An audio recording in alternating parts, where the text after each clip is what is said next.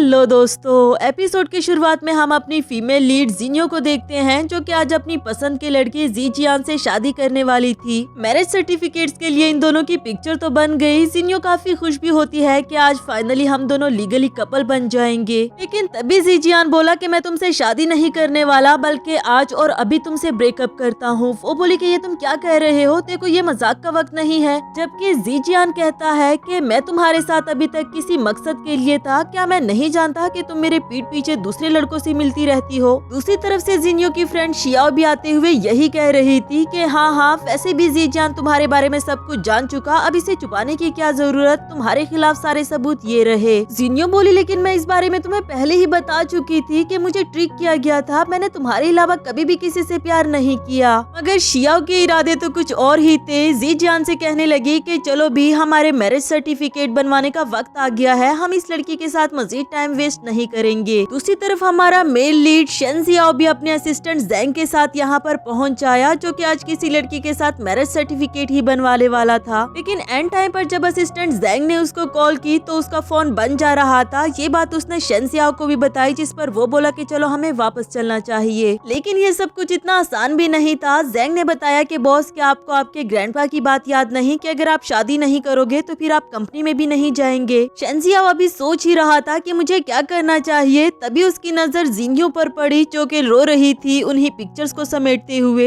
Shane Xiao को वो बहुत फेमिलियर लगने लगी। साथ ही वो आज से 4 साल पहले हुए इंसिडेंट के बारे में सोचता है जब वो ड्रग था और एक्सीडेंटली उसने किसी लड़की के साथ नाइट स्पेंड कर दी थी। लेकिन वो लड़की कोई और नहीं बल्कि जिन्यो ही होती है। फिलहाल वो जिन्यो को रोकते हुए पूछने लगा कि क्या तुम्हारे पार्टनर ने तुम्हें रिजेक्ट कर दिया, क्या वो तुमसे शादी करने के लिए आया ही नहीं। जिन्यो अचानक से सुनकर हैरान हो गई कि क्या आप मुझसे बात कर रहे हो। वो बोला कि हाँ, मैं आपसे ही पूछ रहा हूँ, असल में मेरी जिससे शादी होने वाली थी वो आज नहीं आई। अगर आपको भी मेरी तरह किसी ने रिजेक्ट कर दिया है तो मैं आपसे शादी करने के लिए तैयार हूँ, अगर आपको ये ऑप्शन बेटर लगे। फिलहाल जिन्यो बहुत इमोशनल थी, दिल ही दिल में सोचने लगी कि उस जीजियान स्कमबैग को क्या लगता है कि मेरी कभी भी किसी से शादी नहीं हो पाएगी, मैं इससे शादी करके उसे अच्छा सबक सिखाऊंगी। फिर फौरन से शेन जियाओ के साथ शादी करने के लिए रेडी हो गई। वो बोला लेकिन इससे पहले मैं आपको बताना चाहता हूँ कि मेरा 3 साल का एक बेटा भी है। इससे भी जिन्यो को कोई फर्क नहीं पड़ा, कहने लगी कि कोई बात नहीं, मैं उसका अच्छे से ख्याल रखूंगी। जिसके बाद दोनों ने ही मैरिज सर्टिफिकेट बनवा लिया।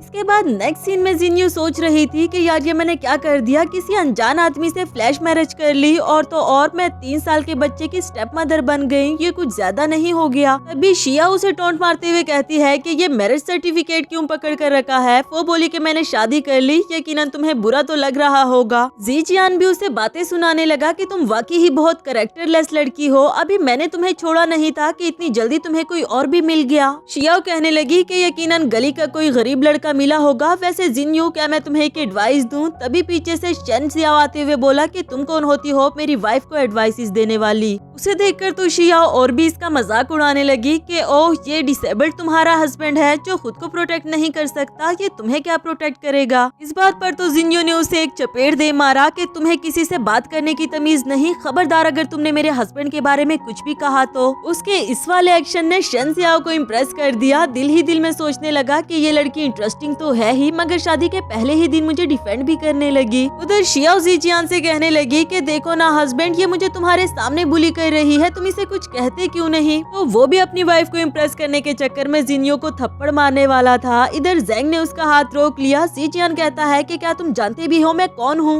लेकिन वो जो भी था, शेन जियाओ को इससे फर्क नहीं पड़ता। कहने लगा कि अगर तुमने मेरी वाइफ को टच भी किया तो तुम अपना हाथ खो बैठोगे। जीजियान अपना हाथ छुड़ाकर शियाओ से कहने लगा कि शादी के पहले दिन ही हमारा सामना किस तरह के बेकार लोगों से हो गया। चलो भी, हमें एक ऑक्शन में जाना है क्योंकि मैं तुम्हें बहुत ही महंगा सा वेडिंग गिफ्ट देना चाहता हूँ। ये कहने के बाद दोनों जिन्यो को जेलस करने के लिए वहाँ से चले गए, जबकि वो बेचारी सोच रही थी कि मेरी अपनी ही दोस्त मुझे इतना बड़ा धोखा कैसे दे सकती है। यहाँ शेन जियाओ अपने पास से कार्ड निकालकर जिन्यो को देते हुए बोला कि तुम मार्केट जाकर अपने लिए कुछ अच्छे से कपड़े खरीद लो, लेकिन उसने लेने से मना कर दिया कि नहीं, इसकी कोई जरूरत नहीं, मैं जानती हूँ कि हमारी शादी फ्लैश मैरिज है और मैं तुमसे कोई भी एक्सपेक्टेशंस नहीं रखती। वो बोला कि ये जरूरी है क्योंकि आज शाम हम भी उसी ऑक्शन में जाएंगे और मैं चाहता हूँ कि तुम कुछ अच्छा सा पहनो। ये कहकर शेंजियाओ वहाँ से चला गया और इधर जिन्यो सोच रही थी कि आखिर ये लड़का करना क्या चाहता है। नेक्स्ट सीन में दोनों ही एक हाई फाई सी ब्रांडेड शॉप में आ गए थे। शेंजियाओ उसे कह रहा था कि यहाँ तुम्हें जो भी कपड़े पसंद हो तुम उसे अपने लिए ले सकती हो। जिन्यो भी काफी खुश होती है क्योंकि पहली बार ही वो किसी ब्रांडेड शॉप से शॉपिंग करने वाली है। फिर जब उसने अपने लिए ड्रेस पसंद की तो यहाँ की एक सर्वेंट उसके साथ बुरी तरह से पेश आने लगी कि तुम अपने साथ इस डिसेबल आदमी को भी ले आई हो, तुम्हारी औकात भी है यहाँ से कुछ खरीदने की, खामखा इन कपड़ों को हाथ लगाकर गंदा मत करो और जाओ यहाँ से। लेकिन उसके साथ ही खड़ी दूसरी वाली सर्वेंट काफी अच्छी थी, कहने लगी कि मैडम ये वाली ड्रेस आप पर सूट करेगी, आपका कलर भी ब्राइट है, क्यों ना आप इसे चेंजिंग रूम में जाकर ट्राई कर ले। शिनजियाओ खामोशी के साथ बैठा हुआ था क्योंकि वो फिलहाल जिन्यो के सामने अपनी आइडेंटिटी को रिवील नहीं करना चाहता। इसके बाद थोड़ी ही देर में जिन्यो वो ड्रेस पहनकर बाहर आ जाती है जिसमें वो बहुत ही ज्यादा प्यारी लग रही थी और फिर ये उनका कल्चरल ड्रेस भी था। शेंजियाओ को तो वो और भी ज्यादा प्यारी लगी, कहने लगा कि वाकई ही ये ड्रेस सिर्फ तुम्हारे लिए बनी है। यहाँ जिन्यो ने दो लड़कियों को आपस में बातें करते हुए सुना, जहाँ एक पूछ रही थी कि फिया तुमने शेंजियाओ से शादी क्यों नहीं की, और वो कहती है कि तुम्हें मैं पागल लगती हूँ क्या, मैं उस डिसेबल इंसान से शादी क्यों करने लगी, वो एक बच्चे का बाप भी है, और दूसरी अच्छी बात ये है कि वैसे भी मैं उसके कजन के साथ रिलेशनशिप में आने वाली हूँ जिससे मेरा फायदा ही होगा। उसकी बातें सुनकर यहाँ जिन्यो सोचने लगी कि यकीनन ये वही लड़की होगी जिससे कि शेंजियाओ की शादी होने वाली थी। शेंजियाओ भी उसकी ये बातें सुन रहा था, लेकिन जिन्यो ने फौरन से जाकर उसके कानों पर बहुत ही प्यार से हाथ रख दिया ताकि वो इन दोनों की बातें ना सुन सके, वरना तो इसे हर्ट होगा। फिर उसके पास जाते हुए बोली कि मिस मैंने अभी अभी आपकी बातें सुनी, क्या आपको नहीं लगता कि आप कुछ ज्यादा ही बेशरम हो, यानी कि अगर आपका फियोंसी डिसेबल भी है तो क्या इसका मतलब ये हुआ कि आप उसे चीट करो। वो कहती है कि तुम कौन होती हो मुझे बातें सुनाने वाली, शक्ल से तो तुम कोई गलियों में रहने वाली लगती हो, इतनी बड़ी शॉप में तुम्हें इंटर होने किसने दिया, फौरन से ये ड्रेस उतारो और जाओ यहाँ से। इसे थप्पड़ भी मारना चाह रही थी जिस पर जिन्यो ने उसका हाथ रोक लिया था, तो वो सर्वेंट से कहने लगी कि क्या तुम्हारे शॉप में कस्टमर्स को ऐसे वेलकम किया जाता है, और वो बोली कि मैडम आप फिक्र नहीं करे, मैं अभी इसको बाहर निकालती हूँ। जिन्यो भी बहुत कॉन्फिडेंस के साथ कहने लगी कि तुम्हें क्या लगता है मैं इस ड्रेस को अफोर्ड नहीं कर सकती, सर्वेंट ये लो मेरा कार्ड, इसे स्वाइप अप करो। मगर कार्ड देते हुए उसे दिल ही दिल में इस बात का भी डर था कि पता नहीं मेरे हस्बैंड के इस कार्ड में इतने पैसे होंगे भी कि नहीं, क्योंकि ये ड्रेस कुछ ज्यादा ही एक्सपेंसिव है। कुछ ही देर में वो सर्वेंट वापस हाजिर हो गई, ये कहकर कि मिस इस ड्रेस की पेमेंट हो चुकी, ये अब आपकी हो गई है। उसकी इज्जत तो बच गई, मगर अभी भी वो यही सोच रही थी कि हमारी शादी फ्लैश मैरिज है, मैं अपने हस्बैंड से इतने सारे पैसे नहीं ले सकती, ये सारे ही उनको वापस करूंगी, मगर इतने ज्यादा पैसे वापस कैसे करूं। दूसरी तरफ से फिया इसे बुली करने लगी कि तुम जानती भी हो ये शॉप शेन ग्रुप से बिलोंग करती है जिसमें मेरे डैड बहुत बड़े शेयर होल्डर हैं। तुम अभी के अभी मुझसे माफी मांगो, ये ड्रेस भी यहाँ पर छोड़ कर जाओ और दोबारा यहाँ पर कभी भी मत आना। तभी शेंजियाओ आगे आते हुए बोला कि शेन ग्रुप के लिए फैसले लेने वाली तुम कौन होती हो। उसे देखकर तो फिया ने फौरन से यू टर्न ले लिया कि देखो ना मुझे ये स्कर्ट पसंद थी और ये इस लड़की ने ले ली है, प्लीज आप इसे कहो ना कि ये स्कर्ट को मेरे लिए छोड़ दे। जिन्यो उन सबके सामने ही अपने हस्बैंड को एक स्वीट सा किस करते हुए पूछने लगी कि क्या ये लड़की आपकी एक्स गर्लफ्रेंड है, जबकि शेंजियाओ बेचारा तो खुद ही हैरान था। फिया को देखकर काफी ज्यादा गुस्सा आ गया, पूछने लगी कि ये आपको किस कैसे कर सकती है, आपका इसके साथ क्या रिलेशनशिप है, जबकि मैं आपकी फियोंसी हूँ। जिन्यो बोली कि कैसी और कहाँ की फियोंसी, मैं इसकी वाइफ हूँ, ये देखो हमने आज ही मैरिज सर्टिफिकेट्स बनवा लिए हैं। अब फिया उसके सामने गिड़गिड़ाने लगी कि तुम मेरे साथ ऐसे कैसे कर सकते हो, इसे अभी के अभी डाइवोर्स दो। जिन्यो भी जानबूझकर उसे चिढ़ाती रही कि खबरदार मेरे हस्बैंड से अपने हाथ दूर रखो। शेंजियाओ कहने लगा कि जो ड्रेस मेरी वाइफ को पसंद है वो कोई भी उससे नहीं ले सकता।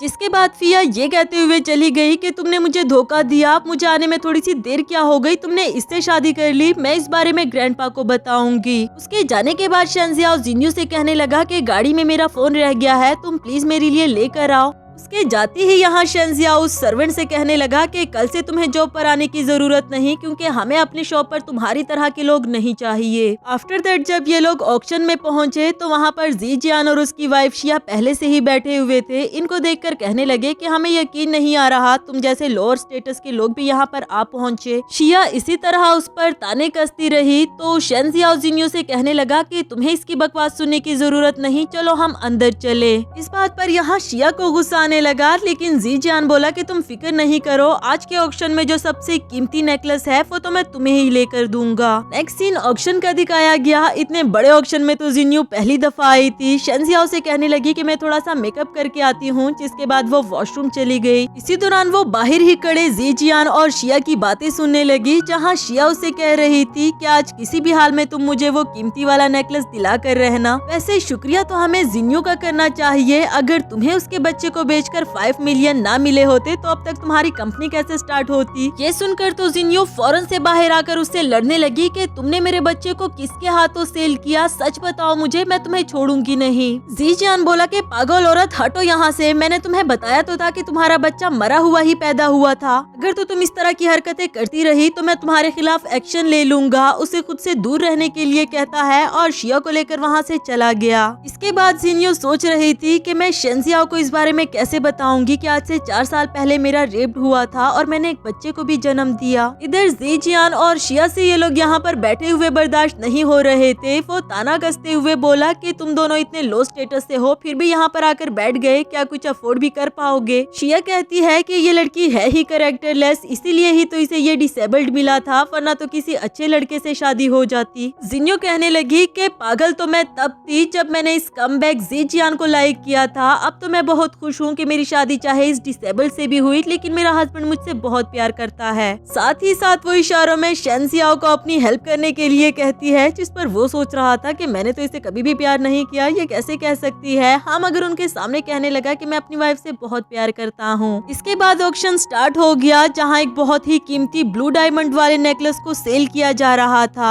जीजियान यहाँ पर जो भी बोली लगाता, शेंजियाओ उससे कहीं गुना ज्यादा ऊपर बता देता, जिस पर तो वो भी सोच रहा था कि इस गरीब के पास इतने सारे पैसे कहाँ से आए। जिन्यू भी उसे खामोशी से कहती है कि प्लीज इतने सारे पैसे खर्च करने की जरूरत नहीं है, वैसे भी मुझे इतनी महंगी चीजें नहीं पसंद, लेकिन ये तो अब उसके अना की बात बन गई थी। आखिरकार शेंजियाओ ने 30 मिलियन का वो नेकलेस खरीद लिया, मगर जीजियान खड़ा होकर कहने लगा कि ये पुअर आदमी सिर्फ प्रिटेंड कर रहा है, इसके पास इतने पैसे नहीं, वरना तो आप इसे ट्रांजैक्शन करने के लिए कहो, ये नहीं देने वाला। यहाँ पर जिन्यू भी यही सोच रही थी कि इतने सारे पैसे कहाँ से देंगे, लेकिन शेंजियाओ बोला कि तुम फिक्र मत करो, मैं हूँ ना। इसके बाद जब नेकलेस के लिए पे करने की बारी आई तो सर्वेंट ने पूछा कि आप चेक देंगे या फिर कार्ड से पे करेंगे। उधर से शिया बोल पड़ी कि मुझे तो लगता है इसके पास कोई बैंक अकाउंट तक नहीं होगा और तुम इससे ये पूछ रही हो कि किस तरह पे करोगे। इससे पहले कि ये इतना कीमती नेकलेस लेकर भाग जाए, मैं तो कहती हूँ कि फौरन से पुलिस को बुलाकर उसके हवाले कर दो। शेंजियाओ उसकी बातों का कोई भी जवाब नहीं देता, बस अपने पास से एक जेड पेंडेंट निकालकर सर्वेंट को देते हुए बोला कि इसे अपने प्रेसिडेंट को दिखा दो। जो देखकर जीजियान बोला कि अच्छा, तो तुम शेन ग्रुप के एक छोटे से एम्प्लॉय हो, यकीनन अब तुम प्रेसिडेंट के सामने डिस्काउंट की भीख मांगोगे या फिर इंस्टॉलमेंट की। ये दोनों मिलकर उस पर इस तरह के ताने कस रहे थे कि तभी यहाँ का प्रेसिडेंट मिस्टर वोंग भी पहुँच आया और पूछ रहा था कि ये सब कुछ क्या हो रहा है। जीजियान बोला कि मिस्टर वोंग, मैं आपको वार्न कर रहा हूँ, जिन लोगों के पास कोई पैसे वैसे नहीं है कि आपका नेकलेस लेकर भाग जाएंगे, इसको अभी के अभी पुलिस के हवाले कर दो। मिस्टर वोंग ने उनको चुप करवा दिया कि तुम लोग कौन होते हो मुझे मशवरा देने वाले, क्या मैंने तुम लोगों से कोई मशवरा मांगा। इससे पहले कि वो शेंजियाओ से माफी मांग पाता, उसने इसको बीच में ही रोक दिया। कहने लगा कि मेरी वाइफ को मेरी आइडेंटिटी के बारे में पता नहीं लगना चाहिए, इसलिए मुझे एक एम्प्लॉय ही समझो। जिसके बाद मिस्टर वोंग सर्वेंट से कहता है कि फौरन से वो नेकलेस इनके पास लेकर आओ, क्या तुम लोगों को समझ नहीं आती कि वो नेकलेस इन्होंने खरीद लिया है। जीजियान और शिया को तो यकीन नहीं आ रहा था कि आखिर ये सब कुछ चल क्या रहा है, उसने इसे क्या पट्टी पढ़ा दी होगी। जबकि शेंजियाओ ने जिन्यू को अपने पास आने के लिए कहा और फिर बहुत प्यार से ही उसे वो नेकलेस पहना देता है जो कि उसने देने का वादा किया था। कहने लगा कि तुम्हारे गले में बहुत प्यारा लग रहा है। जिन्यू बोली पर ये बहुत एक्सपेंसिव है और वो कहता है कि मेरी वाइफ इस दुनिया की हर बेस्ट चीज डिजर्व करती है। इसके बाद वो तो अपनी वाइफ को लेकर यहाँ से चला गया, मगर यहाँ जीजियान और शिया को समझ नहीं आ रहा कि आखिर माजरा क्या था। इसी के साथ हमारा फर्स्ट एपिसोड खत्म हुआ। आप लोगों को ये सीरीज कैसी लगी मुझे कमेंट करके जरूर बताना, और अगर अभी तक मेरे चैनल को सब्सक्राइब नहीं किया तो जल्दी से सब्सक्राइब कर लें।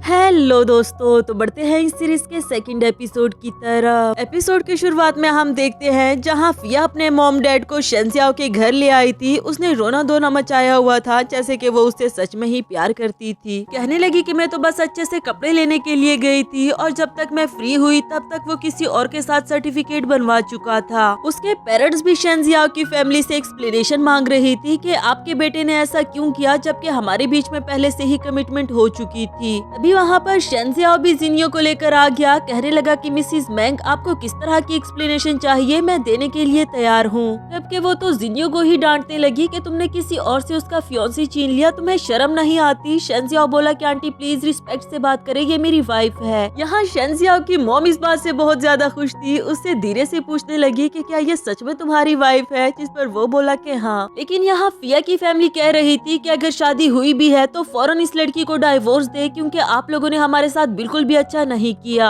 शेंजियाओ की मॉम बोली कि अब चाहे जो मर्जी हो जाए, ये लड़की मेरी बहू है और मैं अपनी बहू के साथ कोई भी ज्यादती होने नहीं दे सकती। डैड को भी शेंजियाओ की शादी पर गुस्सा नहीं था। हम अगर वो ये तो जानते थे कि जो भी किया मेरे बेटे ने गलत किया, हमें उनकी एक्सप्लेनेशन देनी चाहिए। इसलिए कहने लगे कि आप लोगों की क्या शर्त है, आप लोगों को क्या चाहिए, मैं आपकी सारी शर्तें मानने के लिए तैयार हूँ। वो लोग यही तो चाहते थे कि इसके बदले हम कुछ बड़ा मांगेंगे। इधर जिनियो बोल पड़ी कि तुम्हें दुख किस बात का, तुमने खुद ही तो कहा था कि तुम बेवकूफ नहीं हो जो इस डिसेबल से शादी करो, और फिर वो एक बच्चे का बाप भी है। फिया ने तो बहुत छुपाने की कोशिश की, ये भी कहा कि तुम झूठ बोल रही हो, मगर जिनियो कहने लगी कि अच्छा मैं झूठ बोल रही हूँ, उस वक्त तुमने जो भी बातें की थी वो मैंने सारी रिकॉर्ड कर ली, क्या तुम चाहती हो कि वो मैं ये सबको सुनाऊं? शेंजियाओ भी अब बोल पड़ा कि डैड जिनियो बिल्कुल ठीक कह रही है, और जब मैं मैरिज सर्टिफिकेट बनवाने के लिए गया था तो मैंने इसे कई बार कॉल्स की, पर इसने मेरी कॉल तक रिसीव नहीं की। अब तो डैड को सही गुस्सा आ गया कि तुम लोग हमारा यूज करना चाह रहे थे, तुम लोगों की इतनी हिम्मत कि तुम लोगों ने हमें धोखे में रखा। मिस्टर मैंग के तो पांव तले जमीन ही निकल गई कि पता नहीं अब ये हमारे साथ क्या करेगा। फौरन से माफी मांगने लगा कि मिस्टर हमें माफ कर दे, यकीनन मेरी बेटी से कोई गलती हो गई होगी। लेकिन डैड ने फौरन से उन्हें अपने घर से निकलने के लिए कहा, और ये भी कि अब से हमारे बीच में कोई भी दोस्ती नहीं रही। इन लोगों के जाने के बाद यहाँ मॉम जिनियो को बहुत ही खुशी से अपना खानदानी कड़ा देते हुए कहती है कि ये मुझे शेंजियाओ की ग्रैंडमा ने दिया था, अब ये मैं तुम्हें दे रही हूँ। वो तो ये लेने से मना कर रही थी क्योंकि बहुत ज्यादा एक्सपेंसिव था। शेंजियाओ बोला कि जो मेरी मॉम खुशी से दे रही है उसे रख लो। नेक्स्ट सीन में शेंजियाओ जिनियो को उसके घर छोड़ने के लिए जा रहा था, क्योंकि उसे अपना सामान भी पैक करना है सुबह इसके घर में शिफ्ट होने के लिए। यहाँ वो उससे वो कड़ा भी वापस करती है कि ये बहुत एक्सपेंसिव है, मैं इसे नहीं रख सकती। जिस पर शेंजियाओ बोला कि जो मॉम ने तुम्हें दे दिया वो सिर्फ तुम्हारा है, कोई भी तुमसे नहीं ले सकता। वैसे एक बात बताओ, क्या सच में तुमने फिया की सारी बातें रिकॉर्ड कर ली थी? जिनियो बोली कि नहीं, मैंने तो बस छोटा सा झूठ बोला, और देखो वो झूठ ही हमारे काम आ गया। यहाँ गाड़ी के फास्ट ब्रेक लगने की वजह से दोनों ही काफी ज्यादा करीब आ गए। जिनियो बहुत ज्यादा नर्वस हो जाती है, उसकी हार्ट बीट भी बहुत फास्ट हो गई। जबकि शेंजियाओ भी यही सोच रहा था कि ये लड़की मुझे इतनी फेमिलियर क्यों लग रही है, बिल्कुल वैसे ही जिससे मैं आज से 4 साल पहले मिला था। तब तक जिनियो का घर भी आ गया था, जिस पर शेंजियाओ से कहने लगा कि मैं सुबह तुम्हें रिसीव करने के लिए आऊंगा, पैकिंग में तुम्हारी हेल्प भी करवा दूंगा, आखिर अब मैं तुम्हारा हस्बैंड हूँ। ये सुनकर उसे भी काफी अच्छा लगा। फिर सुबह मिलने के लिए कहकर वहाँ से चली गई। उसके जाने के बाद यहाँ जैंग कहने लगा कि बॉस मिस जिनियो कितनी स्मार्ट है ना, सभी लोग उसे अप्रिशिएट करते हैं। नेक्स्ट सीन अगली सुबह का दिखाया गया। जैंग जिनियो को उसके नए घर में ले आया, जहाँ अब वो शेंजियाओ के साथ रहने वाली थी। साथ ही साथ जैंग उसे समझा रहा था कि आपका रूम उस साइड पर है, इस साइड पर हमारे बॉस का रूम, और बिल्कुल बीच में ही हमारे छोटे मियाँ लीबाओ का रूम। अभी जैंग को लीबाओ के स्कूल से कॉल आई, जो कह रहे थे कि लीबाओ ने किसी दूसरे बच्चे से लड़ाई कर ली है, इसलिए जल्द से जल्द उसके पेरेंट्स को स्कूल में भेजा जाए। अब बेचारा जैंग सोच रहा था कि बॉस तो एक जरूरी मीटिंग में बिजी है और स्कूल जाना भी जरूरी हो गया। जिनियो से कहने लगा कि मिस क्या प्लीज आप लीबाओ के स्कूल चली जाएंगी। दूसरी तरफ लीबाओ को दिखाया गया, जहाँ स्टूडेंट की मॉमी से बातें सुना रही थी कि तुमने मेरे बेटे को कितना जख्मी कर दिया है, क्या तुम्हारे पेरेंट्स ने तुम्हें ये मैनर्स सिखाए? अभी वहाँ जिनियो आते हुए कहती है कि आप कौन होती है मेरे बच्चे को इस तरह से डांटने वाली, अगर कोई बात करनी है तो मुझसे करें। फिर लीबाओ के पास आते हुए बहुत प्यार से कहने लगी कि बेटा आप डरो नहीं, आपकी मॉम आपके पास आ गई है, क्या आप मुझे बता सकते हो कि क्या हुआ था? उस स्टूडेंट की मॉम बोली कि ये क्या बताएगा, ये तो बोल तक नहीं सकता, मैं बताती हूँ। इधर से टीचर कहने लगी कि नहीं ऐसा नहीं है कि लीबाओ बोल नहीं सकता, बस वो बहुत ही कम बोलता है।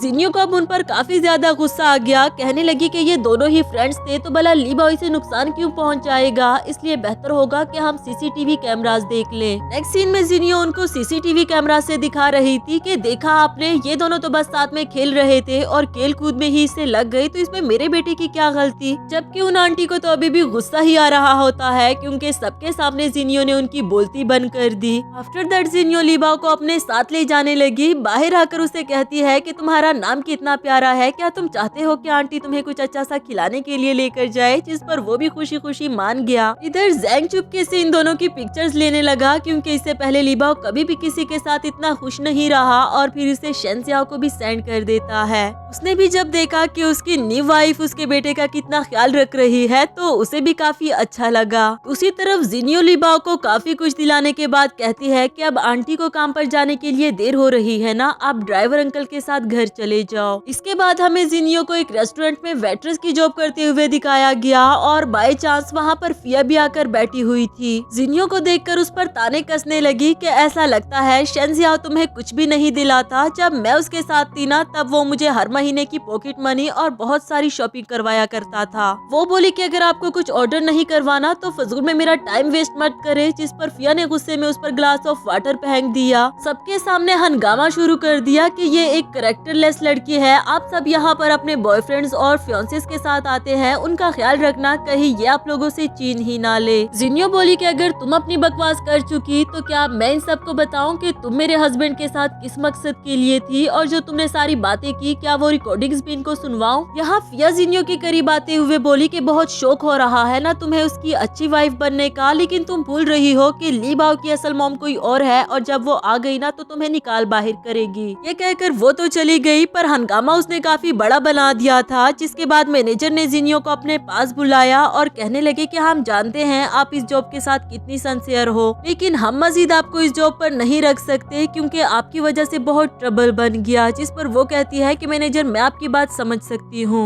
नेक्स्ट सीन में वो शेंजियाओ के पास आते हुए बोली कि आपकी एक्स गर्लफ्रेंड की वजह से मुझे अपनी जॉब खोनी पड़ी, इसलिए मैंने डिसाइड किया है कि मैं आपके साथ मैरिज कॉन्ट्रैक्ट साइन कर लूंगी ताकि मैं दोबारा उसे अच्छे से सबक सिखा सकूं। शेंजियाओ भी बिल्कुल ऐसा ही चाहता था। यहाँ वो अपनी व्हील चेयर पर बैठने की कोशिश कर रहा था जिसमें जिनियो भी उसकी हेल्प करने लगी और इसी दौरान दोनों ही सोफा पर गिर पड़े और तो और जिनियो ने उसे किस भी कर दिया। जिसके बाद शेंजियाओ मजाक में ही पूछने लगा कि क्या कॉन्ट्रैक्ट में ये भी लिखा था। वो तो काफी नर्वस हो चुकी फौरन से उठ खड़ी हुई कि मैं जल्दी से कॉन्ट्रैक्ट लेकर आती हूँ। आफ्टर दैट जब वो कॉन्ट्रैक्ट साइन कर रही थी तो शेंजियाओ उसे देखता ही रहा, पूछने लगा कि क्या हम पहले कभी मिले हैं, जिस पर वो बोली कि मुझे तो नहीं लगता, अगर हम मिले होते तो मुझे आप यकीनन याद रहते। खैर डॉक्टर ने आपको आपकी लेग्स का मसाज करने के लिए कहा था ना, चलो मैं आपका अच्छे से मसाज कर देती हूँ। फिर उसके लेग्स का अच्छे से मसाज करने लगी, लेकिन यहाँ शेंजियाओ उसकी तरफ अट्रैक्ट होने लगा था और इससे पहले कि कुछ ज्यादा हो पाता वो उसका हाथ पकड़ लेता है, कहने लगा कि काफी देर हो गई, तुम्हें अपने रूम में जाना चाहिए। जो सुनकर वो भी चली गई क्योंकि उसे भी जरा अजीब लगा। नेक्स्ट सीन अगली सुबह का दिखाया जाता है जहाँ जिनियो हॉस्पिटल आई थी अपनी मॉम से मिलने के लिए, जहाँ मॉम उसे गिले शिकवे करने लगी कि तुमने तो कहा था कि तुम मुझसे रोज मिलने के लिए आया करोगी, लेकिन पिछले 2 दिन तुम मुझसे मिलने के लिए क्यों नहीं आई। जिनियो कहती है कि मॉम मुझे माफ कर दे, मैं काफी ज्यादा बिजी थी, लेकिन इसके बाद ऐसा बिल्कुल भी नहीं होगा।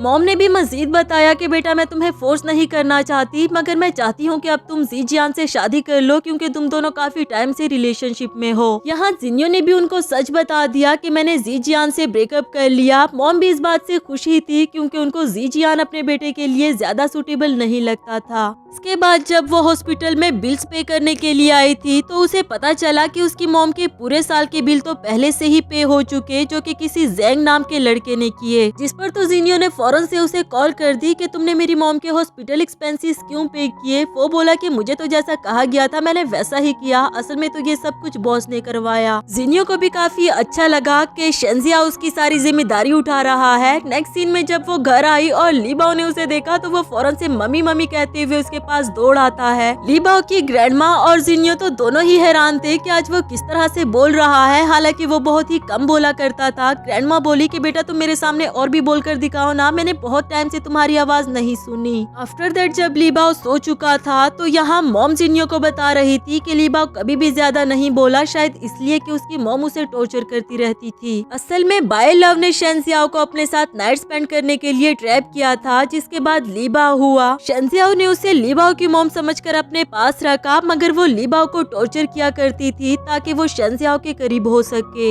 इसीलिए ही मेरे बेटे ने उसे घर से बाहर निकाल दिया। इसके बाद हमेशा लिबाओ का ख्याल मैंने ही रखा और अब वो काफी हद तक बेटर है। वैसे ये और भी ज्यादा बेटर हो सकता है अगर तुम जल्द से जल्द लिबाओ को कोई नन्हा मुन्ना सा भाई ला दो। जिनियो भी उनकी बात समझ गई थी कि मॉम उससे क्या चाहती है, लेकिन वो कैसे बताए कि हमारी शादी तो सिर्फ कॉन्ट्रैक्ट मैरिज है। इसी के साथ हमारा ये वाला एपिसोड भी खत्म हुआ। हेलो दोस्तों, तो बढ़ते हैं इस सीरीज के थर्ड एपिसोड की तरफ। एपिसोड की शुरुआत में हम देखते हैं जहां ज़ेंग शेंजियाओ को एक नाइट पार्टी अटेंड करने के बाद घर ले आया था। यहाँ पहुँचने पर उसने ज़ेंग को वापस जाने के लिए कहा, हालांकि वो बेटर फील नहीं कर रहा क्योंकि उसने शायद थोड़ी सी ड्रिंक कर ली थी और उसका असर इस पर कुछ ज्यादा ही हो गया, जो कि उसे भी समझ नहीं आ रहा कि आखिर मेरे साथ हो क्या रहा है। जो ड्रेसअप इसने कर रखा था उसमें भी इसे घुटन फील होने लगी, इसलिए एक एक करके उतारने लगा। दूसरी तरफ ज़ेंग जाते हुए जिनियो से मिला और उनको बताया कि आज बॉस अपने कुछ बेस्ट फ्रेंड्स के साथ नाइट पार्टी अटेंड करने के लिए गए थे, जहां उन्होंने थोड़ी सी ड्रिंक की, लेकिन पता नहीं क्यों मुझे लग रहा है कि उनकी तबीयत ठीक नहीं। ऊपर से उन्होंने मुझे जाने के लिए भी कह दिया। अब मैं तो जा रहा हूँ, लेकिन प्लीज आप उनका ध्यान रखिएगा।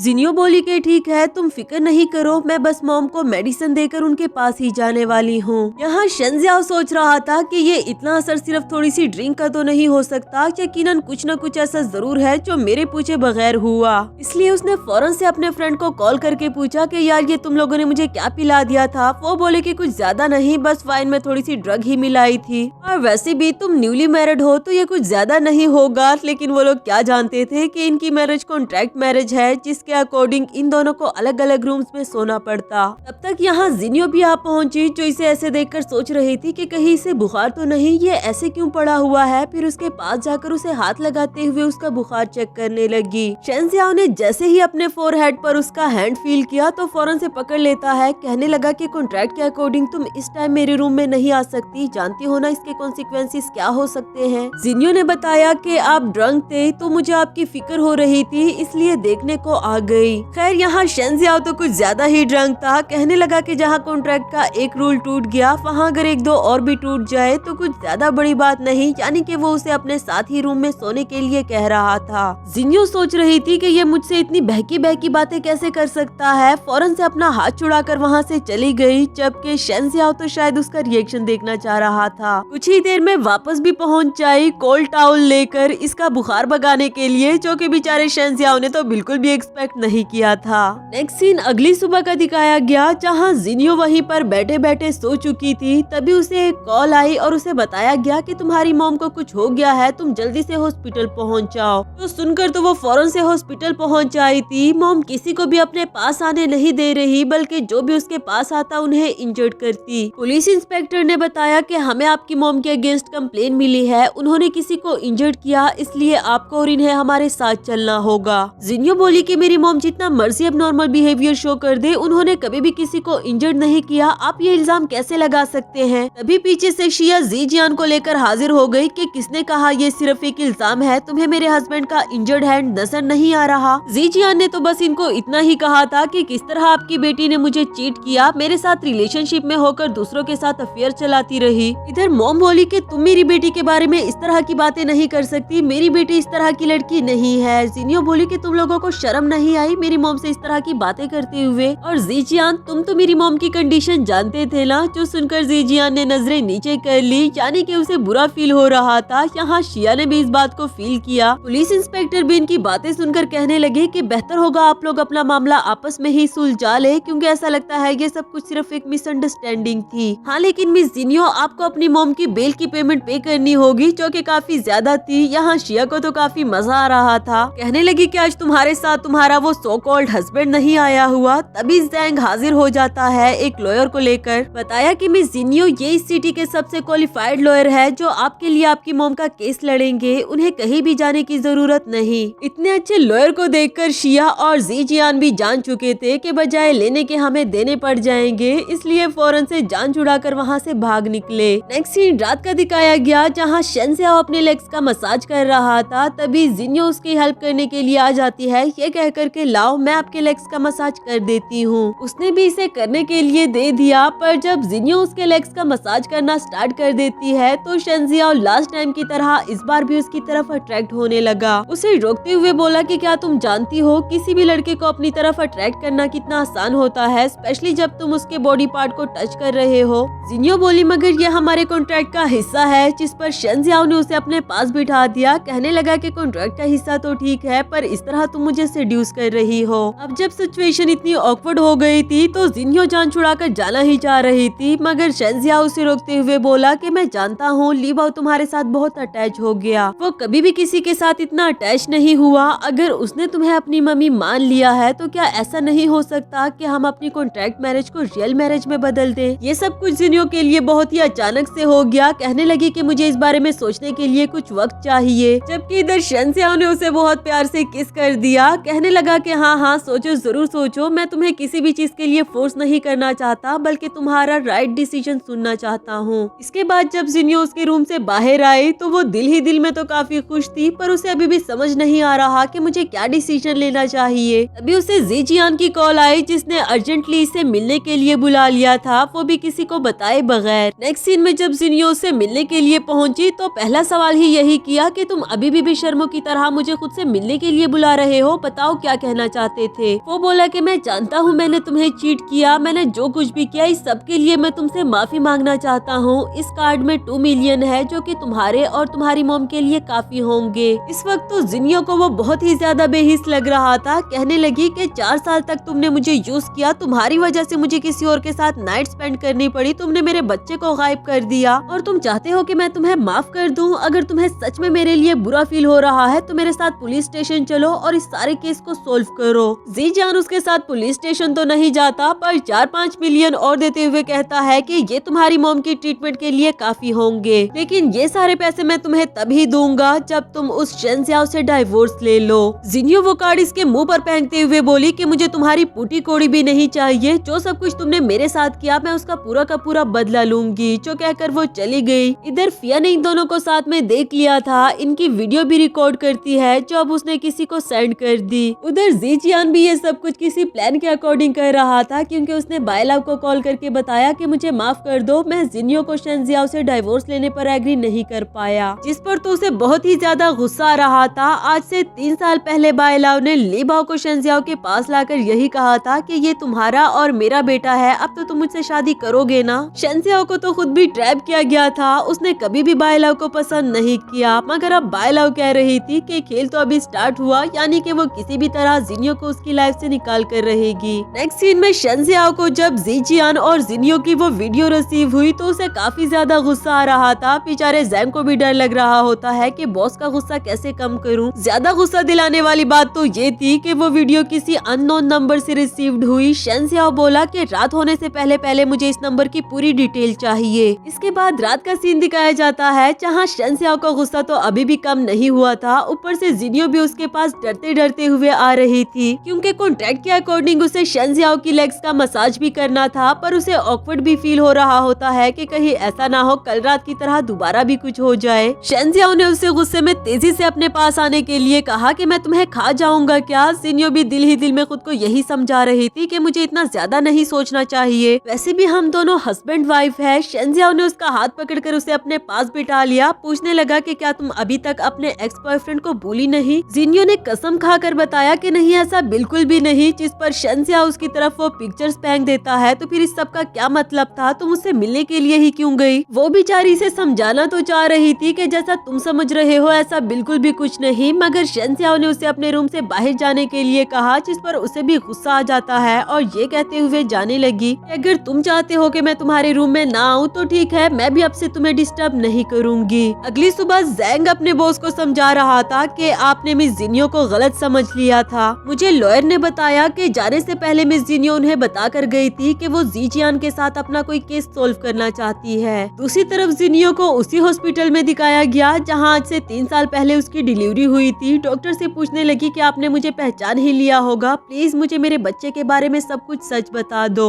ये वही डॉक्टर थी जिसने डिलीवरी के बाद सीक्रेटली ही जिनियो का बच्चा बायलव के हवाले कर दिया था और इसके बदले उसने काफी सारे पैसे लिए थे, जबकि प्रेजेंट में तो वो जिनियो को पहचानने से भी इनकार कर रही थी। बाद में कहने लगी कि मुझे कैसे याद होगा, उस बात को तो 3 साल गुजर चुके। जिनियो बोली कि अच्छा, अगर आप मुझे नहीं पहचानती तो आपको ये कैसे पता कि उस बात को 3 साल गुजर गए। मैं आज यहाँ से हॉस्पिटल पेपर्स दे के बगैर नहीं जाऊंगी। पाऊंगी। डॉक्टर ने उसे मना कर दिया कि हमें किसी भी तरह के डॉक्यूमेंट्स दिखाने की इजाजत नहीं है। तभी वहाँ एक मेल डॉक्टर जाओ आ जाता है, जो बज़ाहिर तो जिनियो की तरफदारी कर रहा था कि ठीक है हमें इसे डॉक्यूमेंट्स दिखा देने चाहिए। वो लेडी डॉक्टर सोच रही थी कि इसने भी तो मेरे साथ पैसे लिए थे, यकीनन ये कुछ भी एक्सपोज नहीं करेगा। खैर वो वार्ड राउंड का बहाना करके यहाँ से निकल गई, जबकि इधर मिस्टर जाओ जिनियो से कह रहे थे कि अगर मैं आपकी हेल्प करूंगा तो इसके बदले आपको भी तो कुछ देना चाहिए। जिनियो ने चुपके से रिकॉर्डिंग स्टार्ट कर दी। वो कुछ पैसे भी देती है, लेकिन ये मिस्टर जाओ के लिए कम थे।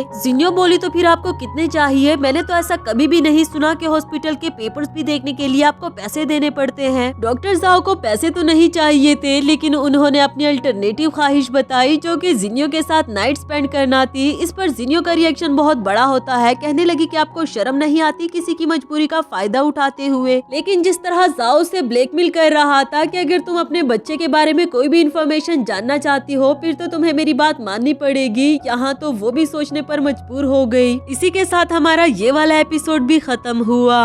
हेलो दोस्तों, तो बढ़ते हैं इस सीरीज के 4th एपिसोड की तरफ। एपिसोड की शुरुआत में हम देखते हैं जहां जिनियो डॉक्टर जाओ के साथ एक होटल आ गई थी, वो भी एक प्लान के अकॉर्डिंग, ताकि वो उससे अपने बच्चे के बारे में इंफॉर्मेशन निकलवा सके। जैसे ही उसे मौका मिला तो उसने शेंजियाओ को कॉल करके बताया कि मुझे घर आने में देर हो जाएगी तो तुम्हारे साथ डिनर नहीं कर पाऊंगी। इसके बाद जब डॉक्टर जाओ को होटल रूम की की मिल गई तो वो जिनियो को अपने साथ ले जाने लगे, और इसी दौरान उन दोनों को एक लड़के ने देख लिया जो कि शेंजियाओ का कजन था। उसने जिनियो को देखते ही पहचान लिया कि ये तो भैया की वाइफ है ना। फौरन से रिसेप्शन पर जाकर उसी रूम का की कार्ड ले लेता है। इधर रूम में आने के बाद डॉक्टर जाओ तो बहुत खुश हो रहे थे, मगर जिनियो उनको इधर उधर की बातों में लगाते हुए कहती है कि सब्र रखो, बाकी सब तो होता ही रहेगा, पहले आप थोड़ी सी ड्रिंक कर ले, तब तक मैं बात लेकर आ जाती हूँ। उसे वाइन का गिलास देने से पहले ही वो उसमें नींद की दवाई मिला देती है। फिर फौरन अपने हाथों से वो वाइन ऑफ गिलास उसे पिला भी दिया और बात लेने के लिए चली जाती है, इस बात का इंतजार करते हुए कि वो जल्दी ही सो जाएगा। इधर मिस्टर जाओ भी यही सोच रहा था कि अंदर तो चली गई, अब बाहर कब आएगी और ये मुझे नींद क्यों आने लगी अचानक से। तभी डोर पर नॉक हुआ और जब डॉक्टर जाओ ने जाकर देखा तो वो शेंजियाओ था अपने बॉडीगार्ड्स के साथ, जो कि बहुत ही खामोशी के साथ डॉक्टर जाओ को यहाँ से रफा दफा करवा देते हैं, और शेंजियाओ खुद उसकी जगह पर उसके रूम में बैठ गया। इधर जिनियो को लग रहा था कि रूम में पूरी तरह से खामोशी है, इसका मतलब तो ये हुआ कि वो सो गया होगा, चलो अब मैं बाहर चली जाती हूँ। फिर जैसे ही वो बाहर आई और उसने अपने सामने शेंजियाओ को देखा तो हैरानी से पूछने लगी कि तुम यहाँ पर क्या कर रहे हो। वो बोला कि क्यों, मैं क्यों नहीं आ सकता, जैसे तुम यहाँ पर आ गई हो। उसका हाथ पकड़कर अपने पास बिठा दिया, कहने लगा कि ये आदमी तुम्हें कितने पैसे दे रहा था, मैं तुम्हें इससे 10 गुना ज्यादा देने के लिए तैयार हूँ अगर तुम आज की रात मेरे साथ स्पेंड करो तो। जिनियो बोली कि तुम पागल हो गए हो क्या, पहले मेरी पूरी बात तो सुनो। मगर शेंजियाओ अब उसकी कोई भी बात नहीं सुनता, बल्कि उसके साथ जबरदस्ती करने लगा। जिनियो अभी भी उसे समझा ही रही थी कि जैसा तुम समझ रहे हो ऐसा कुछ भी नहीं, मैंने उसे स्लीपिंग पिल्स दे रखे थे। शेंजियाओ ने उसकी एक भी नहीं सुनी, ये कहकर के तुम्हें क्या लगता है मैं हमेशा की तरह आज भी तुम्हारी बातों में आ जाऊंगा। इसी दौरान उसे घर से कॉल आई। उसकी मॉम ने बताया कि लीबाओ बहुत ही ज्यादा जिद कर रहा है कि जब तक डैडी घर पर नहीं आएंगे मैं मेडिसिन नहीं लूंगा। अब तो उसका जाना जरूरी ही हो गया था। उसने जैंग को कॉल करके बताया कि फौरन से आकर मुझे होटल से पिक करो। हाँ, लेकिन वो जिनियो से अच्छे से बात नहीं करता। जब उसने लीबाओ के बारे में पूछा तो इसने कोई भी जवाब नहीं दिया। घर जाते हुए भी जैंग उनसे पूछने लगा कि बॉस, मैडम हमारे साथ जाना चाहती है, जिस पर वो बोला कि नहीं, हम इसे साथ नहीं लेकर जाएंगे। जिनियो को गुस्सा तो काफी ज्यादा आ रहा था, पर वो जानती थी कि इस वक्त शेंजियाओ से कितना ज्यादा नाराज होंगे। नेक्स्ट सीन में हम देखते हैं कि लीबाओ अपने डैडी की भी नहीं सुन रहा था। वो अभी भी मेडिसिन नहीं लेता, शायद ही वो अपनी मम्मी का वेट कर रहा है। तब तक जिनियो भी पहुंच गई थी, जो उसे कहती है कि बेटा मम्मी तुम्हारे पास आ गई है, तुम जल्दी से मेडिसिन ले लो, फिर मैं कल तुम्हें घुमाने के लिए पार्क लेकर जाऊंगी। मम्मी की बात उसने फौरन से मान ली, जल्दी जल्दी से मेडिसिन भी ले लेता है, जिस पर सभी खुश हो गए। शेंजियाओ के डैड ने अभी तक जिनियो को अपनी बहू के रूप में एक्सेप्ट नहीं किया, लेकिन खैर जब बाकी सबने कर लिया है तो आहिस्ता आहिस्ता वो भी कर ही लेंगे। इधर शेंजियाओ जिनियो को देखकर दिल ही दिल में सोच रहा था कि ये मेरे बेटे का ख्याल तो बिल्कुल अपने बच्चे की तरह रख रही है, पर इसे मुझे अपना हस्बैंड मान लेने में क्या दिक्कत हो सकती है। खैर वो ये तो जानता था कि जिनियो ने कुछ खाया नहीं होगा, इसलिए उससे पूछने लगा कि मैं तुम्हारे लिए खाना लगवा दूं क्या। नेक्स्ट सीन डिनर का दिखाया गया, जहाँ शेंजियाओ बोला कि मैं तुमसे कुछ बात करना चाहता हूँ। उसे तो डर लगने लगा कि कहीं ये डाइवोर्स की बात करेगा। मगर शेंजियाओ ने पूछा कि क्या ऐसा कुछ है जो तुम मुझे बताना चाहती हो या तुम्हारी ऐसी कोई ख्वाहिश जो मैंने पूरी ना की हो।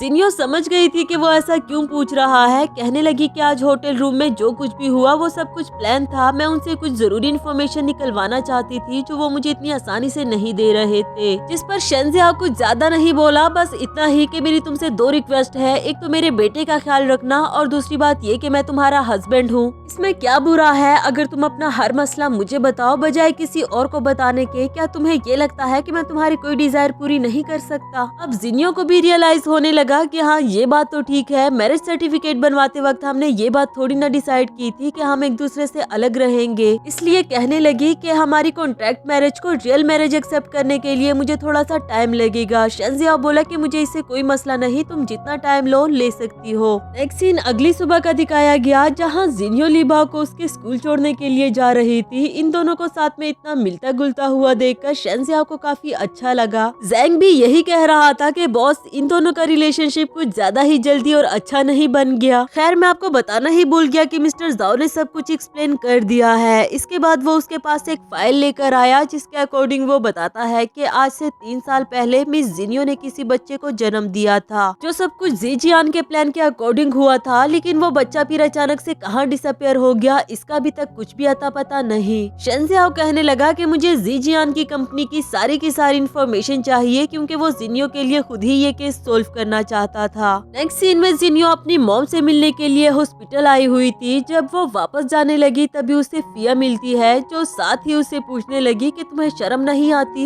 एक तो तुमने मुझसे मेरा फियांसी छीन लिया, उससे शादी कर ली, इसके बावजूद भी तुम बाहर लोगों के साथ अफेयर चला रही हो। जिनियो कहती है कि क्या बकवास है, मैंने किसके साथ अफेयर चला लिया? ओह अच्छा, तो तुम जीजियान की बात कर रही हो। इसका मतलब तो ये हुआ कि शेंजियाओ को वो पिक्चर्स भी तुम ही ने सेंड की। फिर उसे काफी जली कटी बातें सुनाकर वहाँ से जाने लगी। इधर फिया को तो काफी ज्यादा गुस्सा आ रहा था कि मैं इतनी आसानी से तो तुम्हें जाने नहीं दूंगी। इसके बाद जिनियो टैक्सी में बैठकर घर जा रही थी, पर टैक्सी ड्राइवर के इरादे कुछ ठीक नहीं लगते। जिनियो फौरन से शेंजियाओ को कॉल करके उसे अपनी लोकेशन के बारे में बताना चाहती थी, लेकिन इससे पहले ही टैक्सी ड्राइवर ने अपने रंग दिखाने शुरू कर दिए। वो कहता है कि तुम इतनी प्यारी लड़की हो लेकिन फिर भी अकेली जा रही हो, क्यों ना तुम मेरी गर्लफ्रेंड बन जाओ। इधर शेंजियाओ को फिक्र होने लगी कि जिनियो अभी तो मुझे कॉल कर रही थी, अब मेरी कॉल रिसीव क्यों नहीं कर रही। फौरन से जैंग को उसकी लोकेशन ट्रेस करवाने के लिए कहा। इधर जिनियो उस टैक्सी ड्राइवर के चुंगल से भागने की अपनी हर मुमकिन कोशिश करती है, पर आखिरकार वो उसके चुंगल में आ ही गई। लेकिन इससे पहले कि वो जिनियो के साथ कुछ बुरा कर पाता, किस्मत से यहाँ शेंजिया और जैंग उसे बचाने के लिए पहुँच चुके थे, जिसे देखकर तो ड्राइवर ने यू टर्न ही ले लिया। वो कहता है कि ये सब कुछ मैंने जानबूझकर नहीं किया, बल्कि मुझसे मिस फिया नाम की लड़की ने करवाया। इस बार तो जिनियो भी फिया को उसकी इस हरकत के लिए माफ नहीं करना चाहती। कहने लगी कि मैं चाहती हूँ उसे इसकी पूरी की पूरी सजा मिले। इसके बाद नेक्स्ट सीन में जिनियो लीबा को उसके स्कूल छोड़ने के लिए आई हुई थी, जहाँ उसे फिया की मॉम मिलती है। वो कह रही थी कि पहले तो तुमने मेरी बेटी से उसका फियांसे छीन लिया और अब तुमने उसे जेल पहुँचवा दिया है, तुम्हारी इतनी हिम्मत। जिनियो बोली कि अगर वो इलीगल काम ना करती तो अभी वो भी जेल के अंदर ना होती। जैसे ही वो इसे थप्पड़ मारने लगती है, जैंग ने आकर उनका हाथ पकड़ लिया और फिर अपने आदमियों से उन्हें यहाँ से ले जाने के लिए कहा।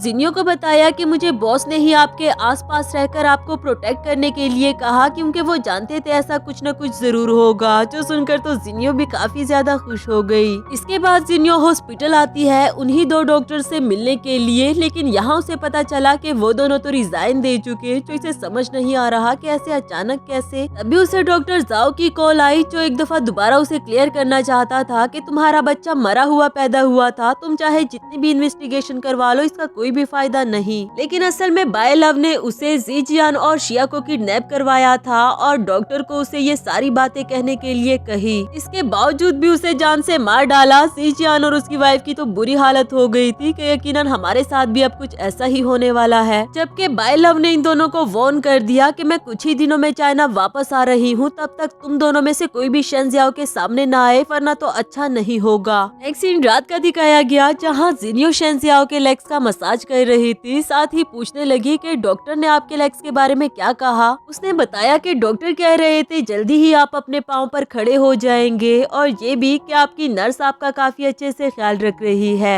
जिस तरह से वो जिनियो को देख रहा था, वो तो अब यहाँ से जाने का ही सोचने लगी। थी, लेकिन शेंजियाओ ने उसका हाथ पकड़कर अपने पास बिठा लिया। कहने लगा कि तुम्हें याद नहीं, तुमने कहा था कि तुम्हें बस थोड़ा सा वक्त चाहिए। मेरे ख्याल से अब तक तुमने कोई न कोई फैसला ले लिया होगा। फिर उसे बहुत जेंटली किसिस करने लगता है। जिनियो का भी कोई अगेंस्ट रिएक्शन नहीं था, जिससे तो यही साबित हुआ कि वो फैसला ले चुकी। इस तरह ही दोनों ने अपनी फर्स्ट नाइट एक साथ स्पेंड की और नेक्स्ट सीन हमें अगली सुबह का दिखाया जाता है, जहां जिनियो शेंजियाओ को देखकर सोच रही थी कि मुझे इसका फेस फेमिलियर क्यों लग रहा है, जैसे मैं पहले भी कभी इससे मिली हूँ। तभी डोर पर नॉक हुआ। मेड ने बताया कि ब्रेकफास्ट रेडी हो चुका, जिस पर वो फौरन से अपनी आंखें बंद कर लेती है ताकि शेंजियाओ को लगे कि वो सो रही है, जबकि शेंजियाओ तो उससे पहले कहीं जागा हुआ था। वो बस उसके सामने सोने का नाटक कर रहा होता है। इसके बाद जब जिनियो ब्रेकफास्ट कर रही होती है, इसी दौरान शिया ने उससे क्लास यूनियन के लिए इनवाइट किया, लेकिन साथ ही साथ वो ये भी कहती है कि अब तुम किस मुंह से आओगी। यकीनन ज़ीजियान को मेरे साथ देखकर तो तुम्हें बहुत दुख हो रहा होगा और क्लास के सामने शर्मिंदगी भी कि वो पहले तुम्हारा बॉयफ्रेंड हुआ करता था। लेकिन नेक्स्ट सीन में हम देखते हैं कि जिनियो उसकी ये गलतफहमी दूर करने के लिए क्लास यूनियन में आ गई थी और वो भी बहुत अच्छे से ड्रेसअप होकर। यहाँ शिया और ज़ीजियान ने मिलकर बहुत कोशिश की उसे सबके सामने डाउन फील करवाने की कि वो एक कैरेक्टरलेस लड़की है। ज़ीजियान से ब्रेकअप कर लेने के बाद इसने एक अमीर लड़के से शादी कर ली सिर्फ पैसों की खातिर, जिसका एक बेटा भी है। इधर शेंजियाओ फाइनली अपने पैरों पर खड़ा हो गया क्योंकि वो बहुत पहले ही रिकवर हो चुका था। ज़ेंग तो इतना ज्यादा खुश हो रहा था, कहने लगा कि आपकी वाइफ को तो देखकर बहुत अच्छा लगेगा, लेकिन मुझे माफ कर दे बॉस, उनको शिया ने क्लास यूनियन पर इनवाइट किया था, यकीनन बुली करने के लिए ही बुलाया होगा। चाहे जिनियो ने कॉन्फिडेंट रहने की बहुत कोशिश की, पर उसके क्लास फेलोज उस पर तरह तरह के ताने कसने लगे कि सिर्फ पैसों की खातिर तुमने ज़ीजियान को छोड़कर किसी और अमीर लड़के से शादी कर ली, तुम ऐसी तो नहीं थी। यहाँ उसने अपनी बेगुनाही प्रूफ करने के लिए सबको एक रिकॉर्डिंग सुनवाई जब ज़ीजियान इससे मिलने के लिए आया था और उसने कहा था कि मैं तुमसे माफी मांगता हूँ, मैंने तुम्हारे साथ जो कुछ भी गलत किया। ज़ीजियान तो अब उसके मुँह पर ही मुकर गया। शिया को भी गुस्सा आ रहा था कि तुम झूठ बोल रही हो, मेरा हस्बैंड ऐसा नहीं कर सकता। इधर क्लास फेलोज का कंसर्न ये था कि चलो जो भी हुआ, पर तुमने किसी ऐसे लड़के से शादी की जो डिसेबल्ड है और तुम्हारे साथ सिर्फ क्लास यूनियन अटेंड करने के लिए भी नहीं आ सका। तभी दूसरी तरफ से शेंजियाओ आ पहुंचा जो कहता है किसने कहा मैं डिसेबल्ड हूँ। जिनियो तो उसे देखकर बहुत ज्यादा खुश हो गई कि फाइनली तुम अपने पाँव पर खड़े हो, जबकि वो खुद को सबसे जिनियो का हस्बैंड कहकर इंट्रोड्यूस करवाता है और ये भी कि मैं शेन ग्रुप का सीईओ हूँ। शिया तो उसका मजाक उड़ाने लगी कि अब तुम एक सीईओ बनने का नाटक करोगे, तुम्हें पता भी है ये रेस्टोरेंट शेन ग्रुप का है, अगर किसी को पता चल गया तो तुम्हें यहाँ से मार कर निकाल बाहर करेंगे। जिनियो शेंजियाओ को यहाँ से ले जाना चाह रही थी कि इनकी बकवास सुनने की कोई जरूरत नहीं, पर उसने इसका हाथ पकड़कर रोक दिया कि तुम सीईओ की वाइफ हो, तुम्हें यहाँ से जाने की कोई जरूरत नहीं। तभी वहाँ पर मैनेजर आ पहुँचा जिसे शिया ने बताया कि ये बेवकूफ इंसान यहाँ का सीईओ होने की नाटक कर रहा है। जो सुनते साथ ही मैनेजर ने उसे थप्पड़ मार दिया कि तुम हमारे सीईओ मिस्टर शेंजियाओ से इस तरह से बात नहीं कर सकती। जो सुनकर तो वहाँ पर बैठे हुए सभी लोग हैरान हो गए कि ऐसा कैसे हो सकता है। फौरन उससे माफी मांगने लगे कि ये सारा का सारा कसूर ज़ीजियान का है, उसने ही हमें जिनियो के खिलाफ भटकाया। जबकि ज़ीजियान को तो इस बात की फिक्र होने लगी कि हमें बायलव ने मना किया था शेंजियाओ के सामने आने से, पर उसे क्या पता था कि जिस लड़के से जिनियो की शादी हुई है वही शेंजियाओ निकलेगा, इसीलिए ही तो बायलव ने मुझे उसे डाइवोर्स दिलाने के लिए कहा था। इसी के साथ हमारा ये वाला एपिसोड भी खत्म हुआ। हेलो दोस्तों, तो बढ़ते हैं इस सीरीज के 5th एपिसोड की तरफ। एपिसोड की शुरुआत में हम देखते हैं जहां शेंजियाओ जिनियो से पूछ रहा होता है कि अगर ऐसा कुछ है जो तुम मुझे बताना चाहती हो तो अभी भी बता सकती हो, पर शायद उसे फिलहाल शेंजियाओ को बताने में डर लग रहा था। कहने लगी कि नहीं, ऐसा कुछ भी नहीं। उसी तरफ ज़ीजियान और उसकी वाइफ को बहुत ज्यादा डर लग रहा था कि क्या होगा अगर बायलव को पता चल गया, इसीलिए ही दोनों ने ये शहर छोड़कर भाग जाने का फैसला किया। नेक्स्ट सीन में ज़ेंग शेंजियाओ के पास कुछ डॉक्यूमेंट साइन करवाने के लिए लेकर आता है, लेकिन वो काफी उदास बैठा था। ज़ेंग से पूछने लगा कि मुझ में कोई कमी है क्या, या मैंने जिनियो को सेफ फील नहीं करवाया, उसने अभी तक मुझे सच्चाई क्यों नहीं बताई। ज़ेंग उन्हें समझाते हुए कहता है कि बॉस, हो सकता है अभी तक उनको आप पर अच्छे से ट्रस्ट ही ना हुआ हो, आपको उन्हें थोड़ा सा टाइम देना चाहिए। खैर, मैं आपको ये बताने के लिए आया था कि मैं ज़ीजियान की सारी इन्फॉर्मेशन लेकर आ गया हूँ। वो एक मिडिल फैमिली से था, मगर आज से 4 साल पहले उसके अकाउंट में एक फोन अकाउंट से कुछ मनी सेंड हुई जो जो कि ये फैमिली का अकाउंट है, यानी कि बाय लव की फैमिली का।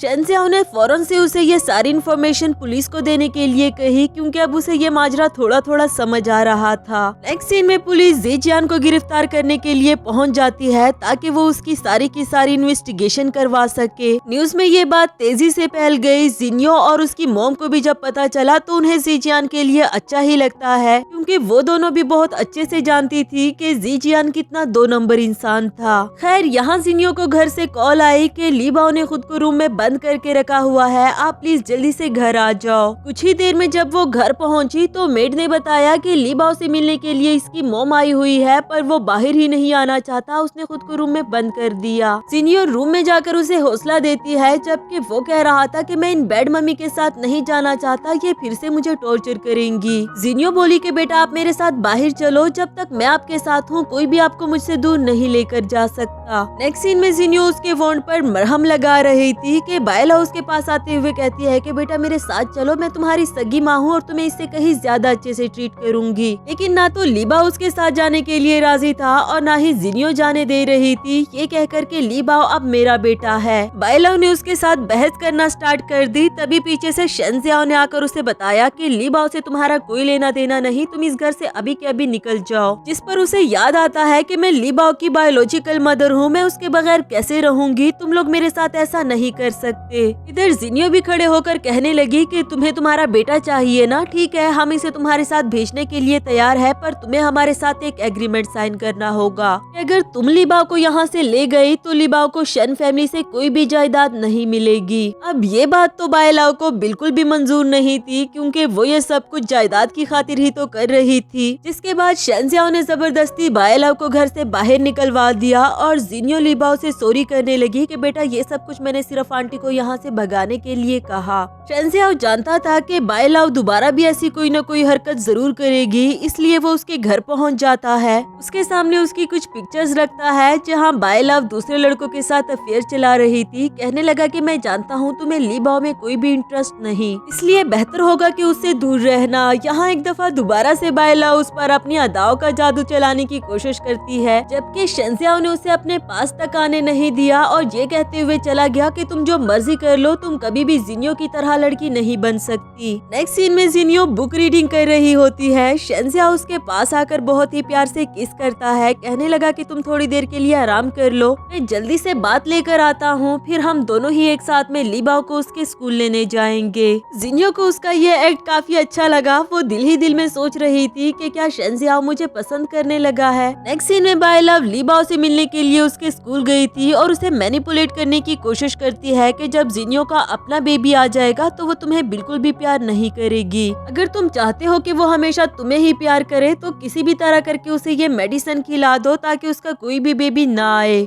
लीबाओ तो बच्चा ठहरा, वो भी उसकी बातों में आ जाता है। नेक्स्ट सीन ऑफिस का दिखाया गया, जहां ज़ैंग ने आकर बताया कि आज से 4 साल पहले ज़ीजियान भी उसी होटल में आया था जिसमें कि आप थे। इस पर शेंजियाओ ने उससे बायलव के बारे में भी पता करने के लिए कहा, क्योंकि उसे लगता है कि उस वक्त उसके साथ रूम में बायलव नहीं बल्कि कोई और थी। चाहे लीबाओ उसका ही बच्चा है, मगर फिर भी उसे इस बात का शक था। नेक्स्ट सीन में लीबाओ ने वो मेडिसिन दूध में मिला दी थी। वो जिनियो को पिलाने भी लगता है, पर फिर उसे बुरा लगा और फौरन से उसके हाथ से वो कप लेकर सारा दूध नीचे गिरा दिया। जिनियो को उसका ये रवैया कुछ समझ नहीं आया। इसके बारे में वो शेंजियाओ को भी बताती है, फिर फौरन से उसे देखने के लिए चली गई। यहाँ शेंजियाओ ने कप में वो मेडिसिन देखी तो फौरन से लीबाओ के स्कूल कॉल कर देता है और उसके टीचर से पूछने लगा कि क्या आज लीबाओ से मिलने के लिए कोई आई थी, जिस पर उन्होंने बताया कि हाँ मिस बायलव। उसी तरफ लीबाओ जिनियो से कह रहा था कि आप मेरी रियल मम्मी नहीं हो, जब आपका अपना बेबी आ जाएगा तो आप मुझे बिल्कुल भी प्यार नहीं करेंगी। जिनियो उसे समझाने लगी कि नहीं बेटा ऐसा बिल्कुल भी नहीं है, आप मेरे बेटे हो और मैं हमेशा आपको बहुत सारा प्यार करूंगी। हाँ लेकिन वो इतना तो समझ गई थी कि लीबाओ इतनी बड़ी बड़ी बातें तो नहीं सोच सकता। यकीनन किसी न किसी ने उसके दिमाग में ये बात डाली होगी। नेक्स्ट सीन में जिनियो को एक रॉन्ग नंबर ने कुछ पिक्चर सेंड की कि ये तुम्हारा ही बच्चा है, अगर तो तुम शेंजियाओ से डाइवोर्स ले लो तो मैं तुम्हें तुम्हारा बच्चा वापस कर दूंगी। वो इतना तो समझ गई थी कि यकीनन कोई मुझसे झूठ बोल रहा है, मगर फिर भी वो इस बच्चे के बारे में पता लगाना चाहती है, इसलिए वो आधी रात को ही उठकर शेंजियाओ के रूम में आ पहुंची। उसे पिक्चर दिखाकर इस बेबी के बारे में इन्वेस्टिगेशन कराने के लिए कहा। साथ ही वो ये भी पूछती है कि क्या तुम मुझसे पूछोगे नहीं मैं ये क्यों करवाना चाह रही हूँ।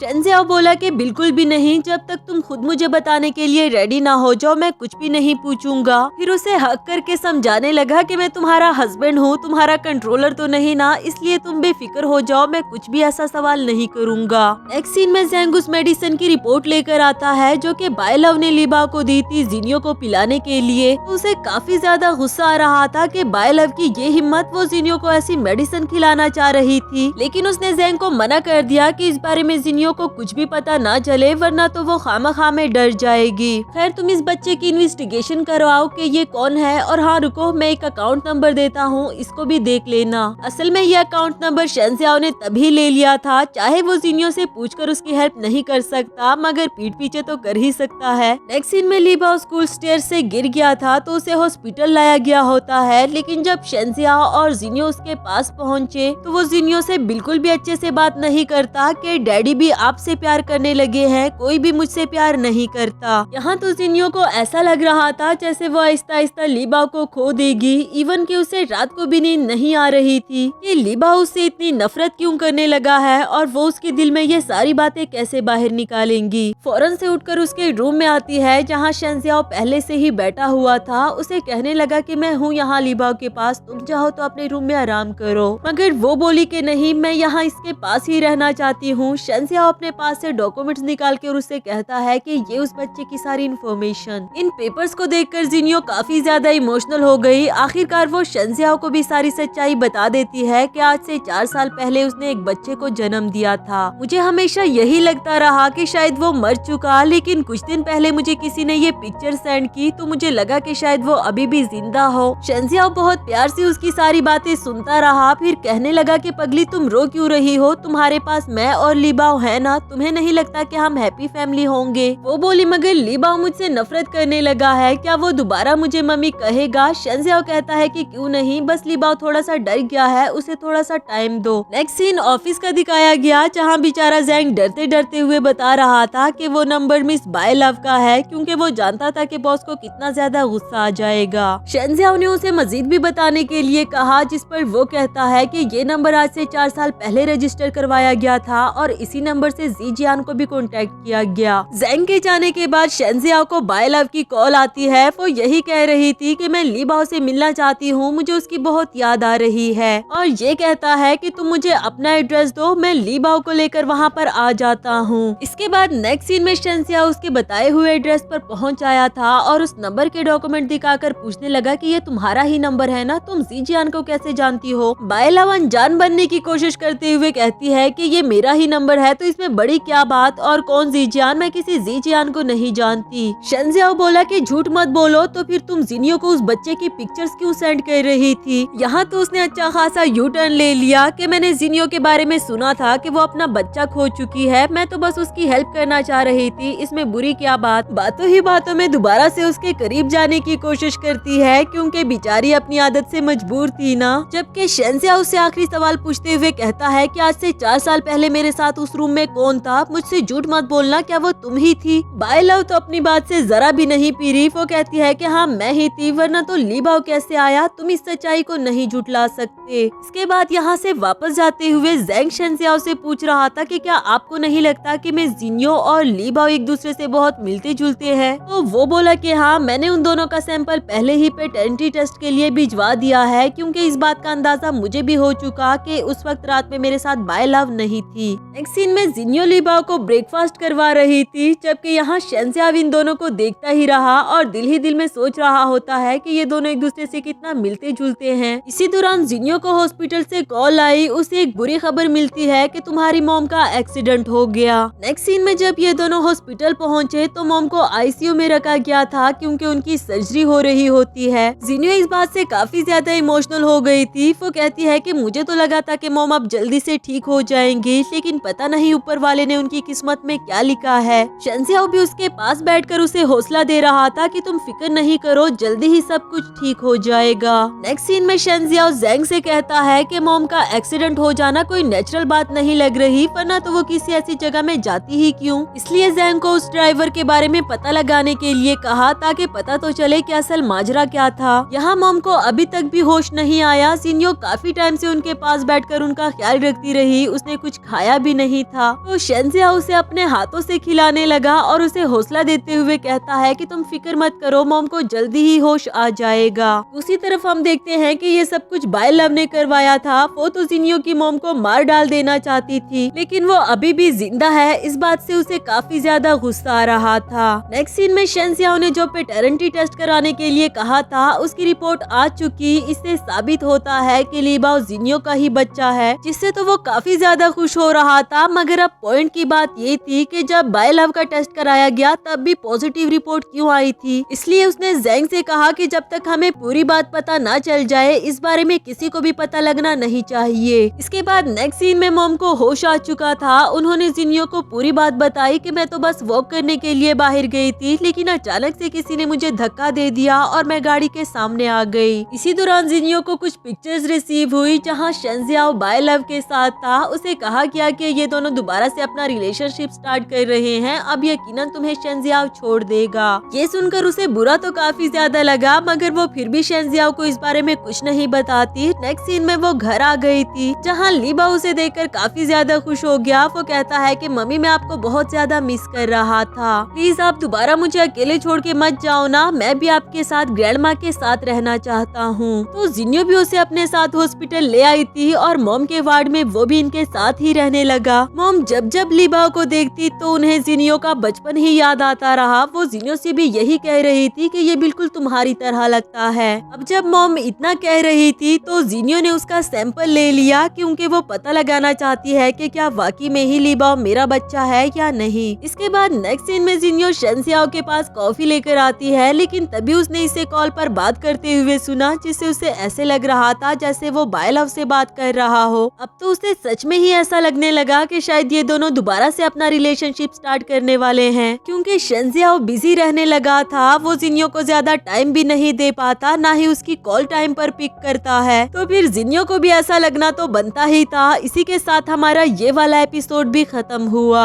हेलो दोस्तों, तो बढ़ते हैं इस सीरीज के लास्ट एपिसोड की तरफ। एपिसोड के शुरुआत में हम देखते हैं जहां जिन्यो जीजियान से मिलने के लिए पुलिस स्टेशन आई थी और उसका पूछने पर उसे पता चला कि वो तो कुछ दिनों पहले ही मर चुका। कुछ कैदियों के साथ उसकी लड़ाई हो गई थी, तो मारपीट के दौरान वो मारा गया। इधर जिन्यो को सुनकर शौक तो काफी लगा, लेकिन अब उसके पास सिर्फ शिया ही बची थी जो उसे पूरी सच्चाई बता सके। इसलिए वो फौरन से उसके पास पहुंच जाती है। उसे बताया कि देखो जीजियान भी मारा गया है, अगर तुम चाहती हो कि तुम्हारी जान बच जाए तो मुझे सच्चाई बताओ कि मेरा बच्चा कहाँ पर है, तो मैं यहाँ से बाहर निकलने में तुम्हारी मदद करूंगी। शिया ने तो जब जीजियान की मौत का सुना तो वो फटाफट से सच बता देती है कि हाँ जीजियान ने तुम्हारे बच्चे को भेज दिया था। मैं ये तो नहीं जानती कि उसे किसके हाथों भेजा था। हाँ, मगर जीजियान अक्सर उसे कॉल पर बात करते हुए मिस ये कहकर पुकारता था। जिन्यो सोचने लगी कि बाय लव ये फैमिली से है, तो कहीं इसका मतलब ये तो नहीं कि बाय लव ने ही मेरे बच्चे को खरीद लिया था। जिसके बाद वो फौरन से घर जाने लगी। इधर शिया की उम्मीदों पर तो पानी फिर गया। जिन्यो घर आकर पहले वो सैंपल देखती है, कहने लगी कि थैंक गॉड मैंने इसे फेंक नहीं दिया। नेक्स्ट सीन में वो इसे हॉस्पिटल ले आई थी इन सैंपल्स का पैटर्निटी टेस्ट करवाने के लिए, जहाँ लैब अटेंडेंट डॉक्टर से कह रहा था कि हमने कुछ दिन पहले ही तो इन सैंपल का पैटर्निटी टेस्ट करवा कर दिया है, तो दोबारा करने की क्या जरूरत। जो यहाँ जिन्यो ने भी सुन लिया था, वो यही सोच रही थी कि ऐसा कैसे हो सकता है, मेरा और लीबाओ का पैटर्निटी टेस्ट किसने करवाया होगा। नेक्स्ट सीन में जिन्यो लीबाओ को स्कूल लेने के लिए गई थी, जहाँ बायलाओ पहले से ही पहुंची हुई होती है, मगर लीबाओ उसके पास तक नहीं जाता। वो जिन्यो को ही अपनी मम्मी कहता रहा, चाहे बायलाओ ने उसे समझाया भी कि मैं तुम्हारी बायोलॉजिकल मदर हूँ। जिन्यो ने भी उसे लीबाओ से दूर रहने के लिए कहा कि ये तुम्हारा नहीं अब मेरा बच्चा है। उधर बायलाओ जाते जाते उसे वार्न कर देती है कि मैं जल्दी ही तुम्हें इस फैमिली से निकाल बाहर करूंगी। नेक्स्ट सीन में शेंजियाओ जिन्यो और लीबाओ को साथ में खेलते हुए देखकर जिन्यो से कहता है कि कल मैं तुम दोनों का फिजिकल एग्जामिनेशन करवाना चाहता हूँ, इसलिए प्लीज लीबाओ को भी रेडी रखना।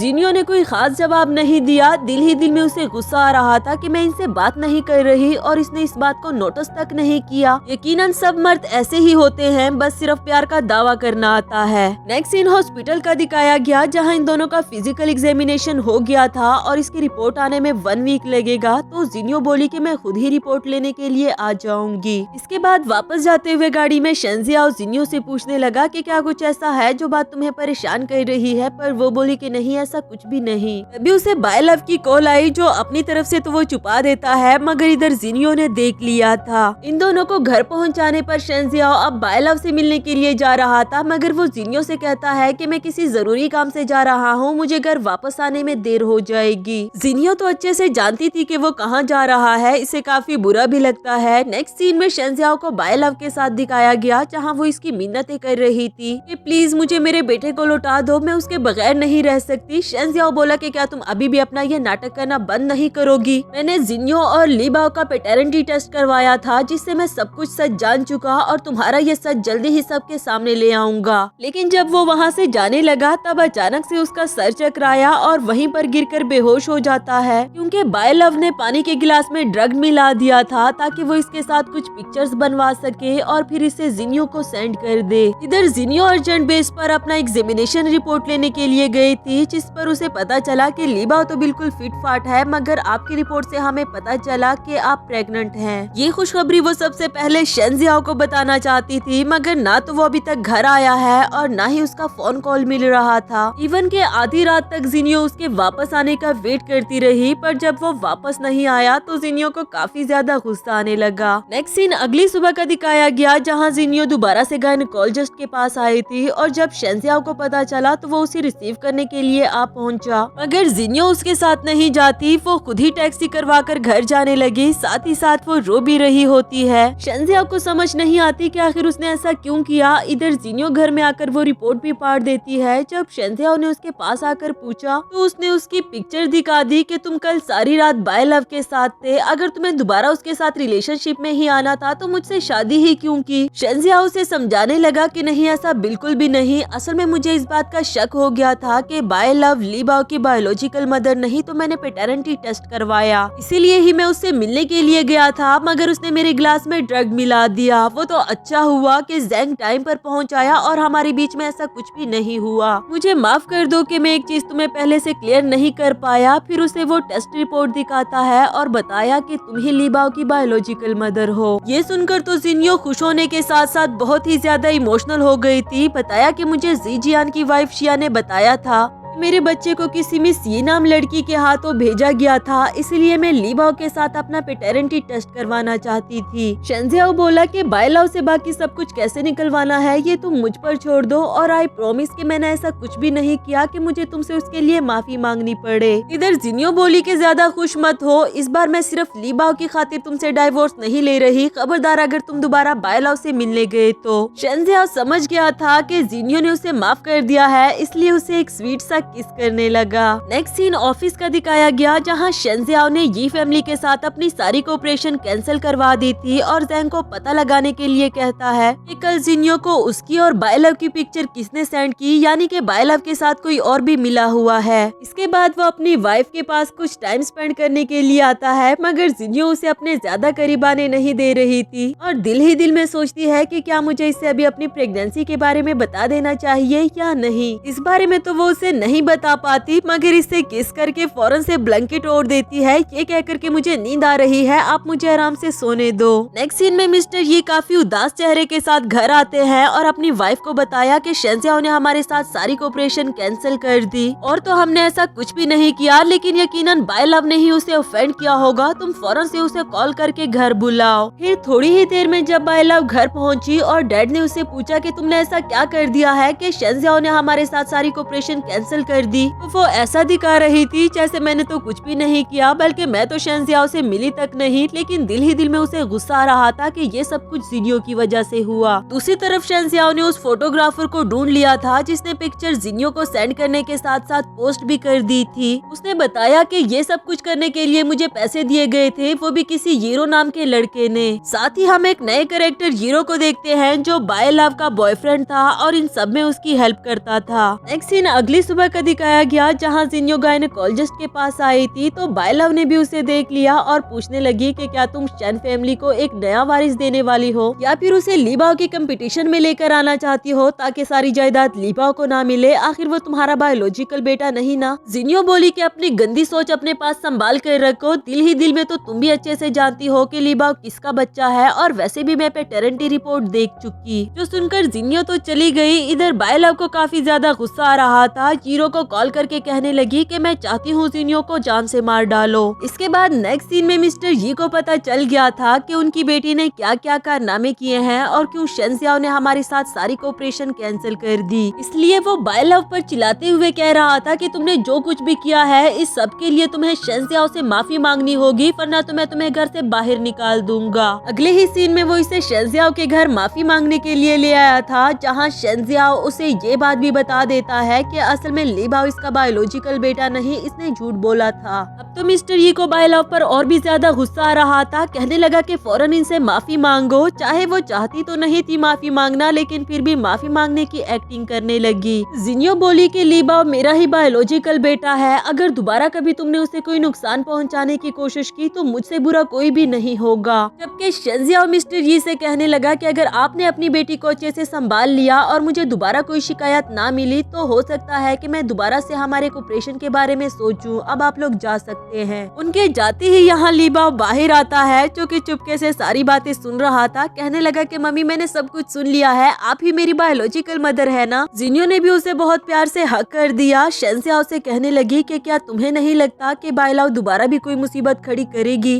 वो बोला कि तुम फिक्र मत करो, उसे मैं देख लूंगा। तुम्हारे लिए मैंने कुछ गार्ड्स का बंदोबस्त कर रखा है, तुम जहाँ भी जाओ उनको अपने साथ लेकर जाना। इधर मिस्टर यी ने बायलव को रूम में बंद करने का हुक्म दे दिया था। मॉम तो ऐसा बिल्कुल भी नहीं चाहती, जिस पर वो कहने लगा कि पहले अपनी बेटी की हरकतें तो देखो, उसके बाद मुझे कहना कि मैं इसे माफ कर दूं। सिर्फ यही नहीं बल्कि उन बेचारे को बिजनेस में भी काफी ज्यादा लॉस हो गया था। उन्हें समझ नहीं आती कि मैं लोगों को क्या जवाब दूं। ऊपर से प्रेस वाले भी इनके पीछे ही पड़े रहते और तरह तरह के सवाल करते रहते, जिनमें से किसी का भी जवाब मिस्टर यी के पास ना होता। हाँ, लेकिन उन्होंने प्रेस कॉन्फ्रेंस के सामने ये कह दिया कि बायलव से मेरा कोई भी लेना देना नहीं, मैंने उसे अपनी फैमिली से बाहर निकाल दिया है, यानी कि उसे मेरी जायदाद में से कोई भी हिस्सा नहीं मिलेगा। फ्लैशबैक से हमें दिखाया जाता है कि असल में उनसे ये डिमांड शेंजियाओ ने ही की थी कि अगर आप बायलव को घर से बाहर निकाल दे तो मैं दोबारा से आपके साथ सारी कोऑपरेशन कंटिन्यू रखने पर राजी हो जाऊंगा। जब बायलव की मॉम को पता चला तो उन्हें बिल्कुल भी अच्छा नहीं लगता। वो कहती है कि ये क्या किया आपने, बायलव हमारी सगी बेटी है। मगर वो बोले कि यही हम सब के लिए बेहतर था। वैसे भी उसने पूरे खानदान का सर नीचा कर दिया था। नेक्स्ट सीन में बायलव को दिखाया गया जो कुछ भी खा पी नहीं रही होती कि उसे रूम में क्यों बंद किया गया है। तभी डैड और मॉम उसके पास आते हैं और डैड ने कहा कि तुम अपना सामान पैक करो और हमारे घर से निकल जाओ। ये तो उसके लिए और भी ज्यादा दुख की बात थी, मगर अब चाहे वो जो मर्जी कर ले, डैड अपना फैसला बदलने वाले नहीं। इसके बाद नेक्स्ट सीन में शेंजियाओ मस्ती के मूड में था, लेकिन जिन्यो उसे अपने ज्यादा करीब आने नहीं देती। वो कहती है कि मुझे टच नहीं करो, मैं तुम्हें कुछ बताना चाहती हूँ, पहले मेरी सुन तो लो।